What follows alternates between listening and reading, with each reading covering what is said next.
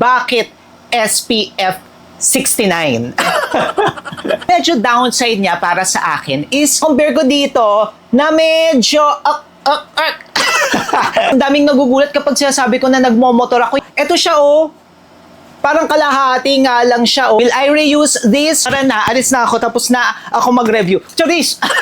Pambansang tinupik, Sir Lawrence ang galing.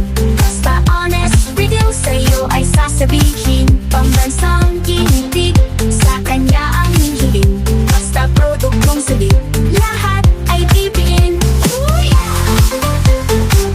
Hi mga kamukha, tayo po'y nagbabalik. Ako po si Sir Lawrence, ang inyong pambansang human guinea pig. Heart, heart! I'm sure ang dami sa inyo ang magtataka at magtatanong, Sir Lawrence, bakit biglang naging straight ang hair mo?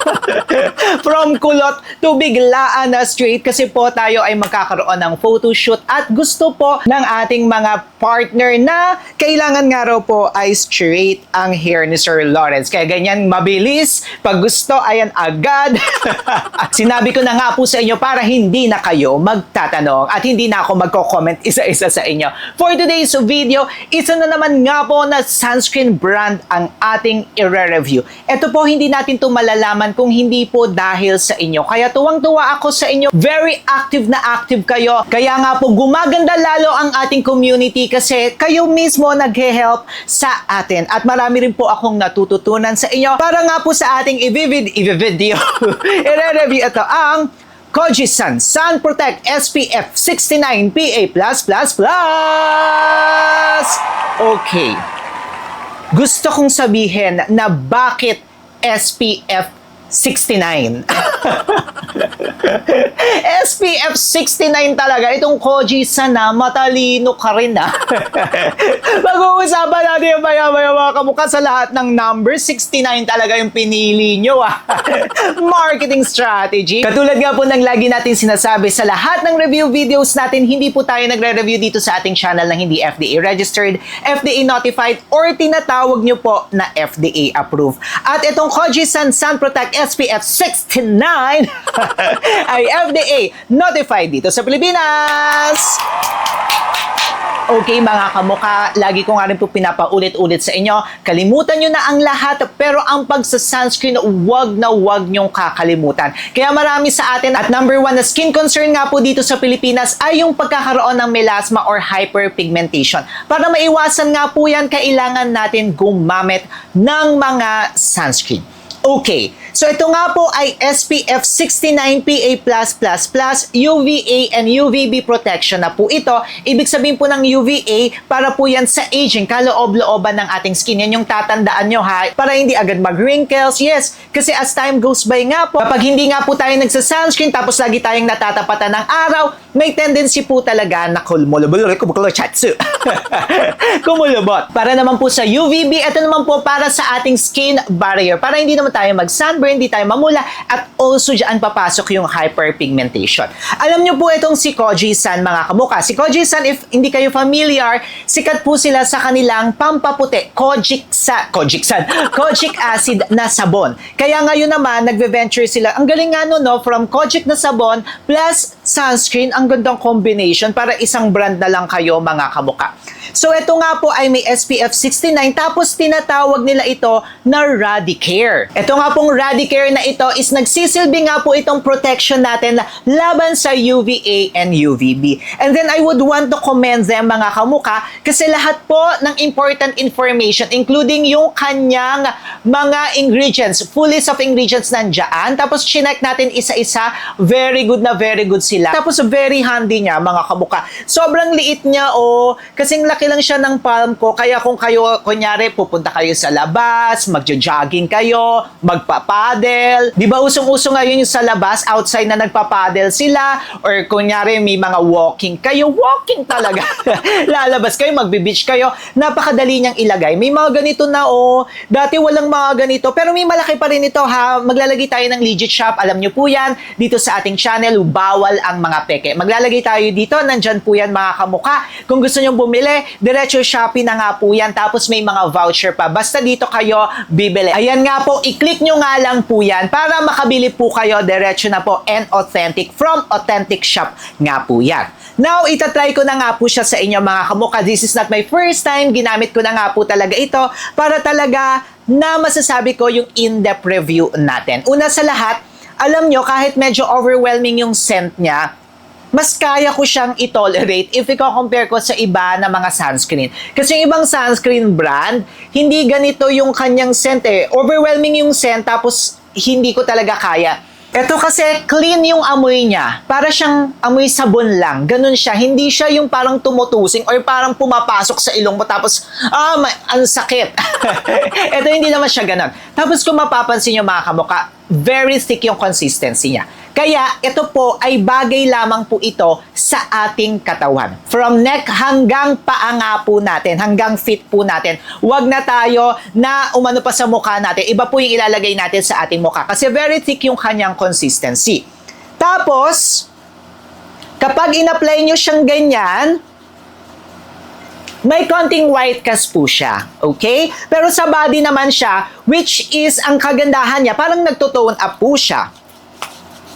Ayan siya. Ganyan yung magiging itsura niya. Medyo mataas nga po yung kanyang SPF. Therefore, medyo may tone up talaga siya mga kamuka. At may makikita tayo na white cast, pero after a while, mawawala siya. Ang kagandahan niya naman nga po, kahit na mainit ng ating weather at ngayon nga po, papasok na yung summer ha. Kaya make sure na bumili na kayo ng mga ganito, ng mga sunscreen nyo. Kasi magiging kaakibat nyo po yan. Magiging partner nyo po yan sa panahon ngayon. Alam nyo, kahit na thick yung consistency niya, hindi siya malagkit. Pero, ang medyo downside niya para sa akin is medyo nagde-dry ng konti. Medyo drying siya ng konti. Kaya make sure kapag gagamit po kayo nito is magmo-moisturizing lotion muna kayo. Last video nga po pinag-usapan natin tong Nivea na Instant Bright na ang ganda-ganda niya. Pwede na mag-a-apply muna kayo. Kung gusto nyo rin bumili ha, kung gusto nyo panoorin, may separate video tayo. Yung last video ko before this one, ito po yung ni-review natin. Pwede na ito, kasi very moisturizing siya, hydrating siya. 24 hours yung moisture niya. Pwedeng ganyan, tinuturuan ko kayo mag-layer ha. Pwedeng ganyan, tapos tsaka kayo mag-a-apply ngayon nitong sunscreen na ito. Itong si Kojie-san. Hindi siya ganoon na magdodry. Alam nyo, mas maganda siya. Protected ka na from the UV rays. Protected ba ang skin mo sa moisture? O, diba? At may instant brightening effect pa siya. O, diba? Mas maganda siya. Kasi dito nga po talaga medyo dry siya sa akin. Nagda-dry siya sa akin, oh. Ayan yung yun yung itsura niya, nagre-red siya, dry siya. Unlike dito sa kabila natin, kahit ganyan nyo po siya, nag-glide. Diba? Nag-glide siya. If i-compare ko dito, na medyo, gusto niya yun, may hindi siya ganun ka smooth or hindi siya ganun ka nag-glide. Alam mo na medyo nagsastruggle ang skin barrier mo dito, no? Kasi ako nga po ay 30 na, papasok na tayo sa 40. Wow, papasok sa 40. Nagda-dry na talaga siya.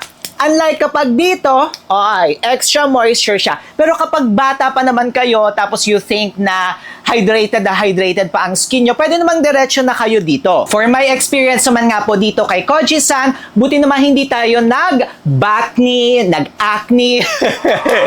Yun yung okay sa kanya. Kasi meron nga po tayong natatry, sinasabi ko nga rin po yan sa inyo, kapag after ilang days, nagkakaroon tayo ng allergic reaction, nagbabakni ako, nag-acne ako. Ito hindi. To think na, yun nga po, ang init na ngayon, no? Tapos ako nga po, sumasakay ako ng joyride, nagmomotor ako. Ayun, daming nagugulat kapag sinasabi ko na nagmomotor ako. Yes, mga kamuka, nagmomotor po ako and gumagamit talaga ako ng mga ganitong sunscreen. Balikan nyo yung mga previous videos natin since 2023, 2024, nagmomotor po si Sir Lawrence. At yun nga po, isa sa kagandahan niya, hindi tayo nag-breakout, walang mga lumabas. Ayun, makikita nyo naman, kapag may mga lumabas nga po sa akin, mababalita ko yan agad sa inyo. May evidence or proof na po ako agad sa inyo. Kiniklaim nga rin po nila na water resistant po ito. Ibig sabihin nga po niyan, kahit na mabasa tayo ng konti sa water, pwede po siya. And also kapag nagpapawis tayo. Pero yung mga ganito mga kamukha, lalo na kung naka-expose kayo sa araw, every 2 to 4 hours kailangan po natin mag-reapply. Lalo na kung nakatutok tayo sa araw, every 2 hours kailangan po natin mag-reapply.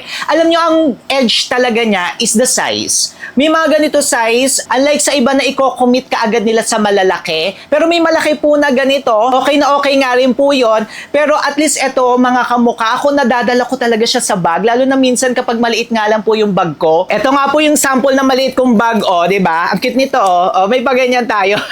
Nakalagay dito. Inhale, exhale, para sa may mga anxiety. O, ganyan lang siya kalaki. O, di ba?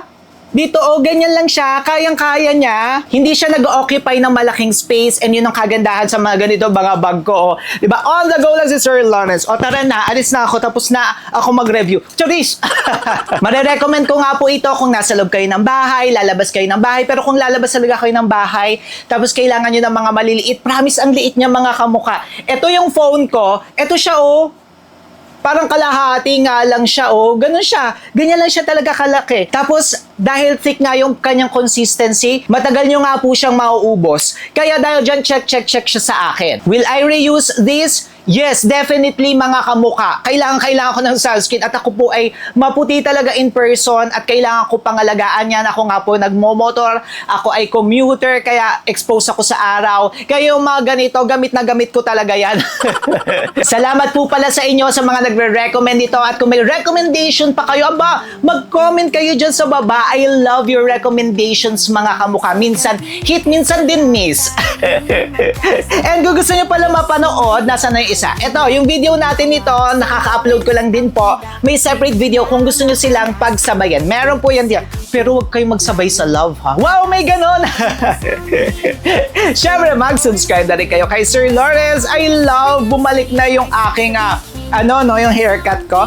Paano ba yan mga kamuka? Magkita-kita po tayo sa susunod nating video. Click nyo na to para hindi nyo ako ma-miss.